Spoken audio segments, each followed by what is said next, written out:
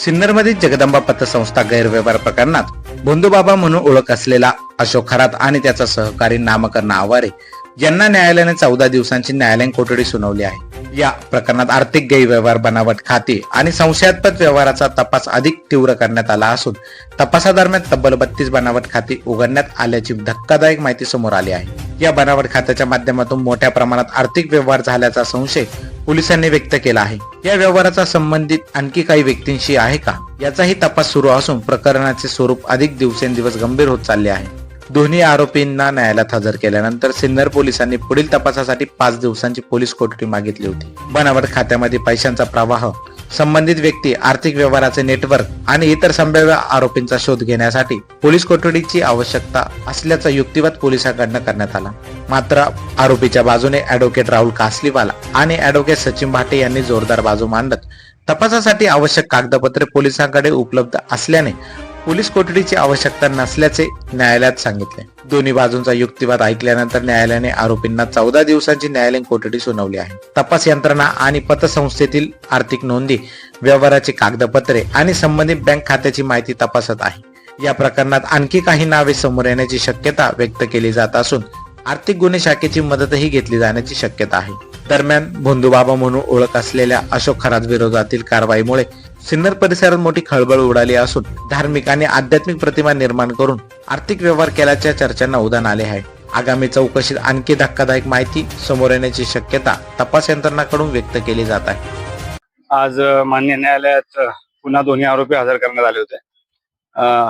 Mister Aware आणि mister Kharat. मेहरबान न्यायालयाने दोन्ही पक्षांचा युक्तिवाद ऐकला आणि त्यांचं जे म्हणणं होतं की काही 22 दस्त आरोपी नंबर 1 कडून मिळाले. तर हे तर सगळ्यांनाच माहिती की आरोपी क्रमांक 1 हे ऑलरेडी जवळजवळ महिना सव्वा महिन्यापासून कस्टडीमध्येच आहेत. त्यामुळे ते त्यांच्याकडून मिळाले असा काही भाग नाहीये. आणि ते रजिस्टर्ड प्रॉपर्टीचे डॉक्युमेंट आहेत ते सब रजिस्टर ऑफिस मधून कोणी काढू शकतात. त्यामुळे ते काही कारण नव्हतं कस्टडी मागण्याजोगं. इतर कारण काही असे संयुक्तिक वाटले नाही मेहरबान न्यायालयाला. त्यामुळे आज न्यायालयाने पोलिसांची पोलीस कस्टडीची मागणी रद्द केली आहे, फेटाळली आहे आणि दोन्ही आरोपींना न्यायालयीन कोठडीत पाठवण्याचा हुकूम केला आहे. प्रामुख्याने या सगळ्या दरम्यान जर बघितलं तर आजवरचे जेवढे गुन्हे दाखल होते त्यामध्ये देण्यात आलेला PCR, देण्यात आलेले ग्राउंडची कारणं, आजच्या दिवसामध्ये मात्र हा जो गुन्हा होता हा वेगळा होता. म्हणजे 5 ते 7 दिवसांमध्ये पोलीस कोठडी आणि नंतर लगेच MCR झालेला आहे. आपण जो युक्तिवाद केला हा यासाठी महत्वाचा ठरलेला आहे. युक्तिवादासाठीचे नेमकी काय कारण आपण मांडली? नाही, मुद्दा एवढाच आहे की फिर्याद जी आहे ती काहीतरी 30-31 लोकांच्या नावाने FD केल्याची आहे. 32 लोकांच्या. त्या 2016 मध्ये केल्या, 2023 मध्ये ते पैसे काढण्यात पण आले. ज्याचे पैसे होते त्याला ते पैसे मिळालेले आहेत. ही कोणाचीच तक्रार नाहीये की कोणाचं आर्थिक नुकसान झालंय. त्यामुळे ऍक्च्युली फक्त आता हे प्रक्रिया राबवायचं काम आहे.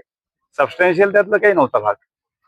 त्यामुळे त्यामध्ये खूप पोलीस कस्टडी देण्यात यावी असं काही प्रकार आम्हाला वाटत नाहीये. तेच आम्ही आजही न्यायालयाला सांगितलं, मागच्या वेळेसही सांगितलं होतं. मागच्या वेळेस एक संधी पोलिसांना दिली होती.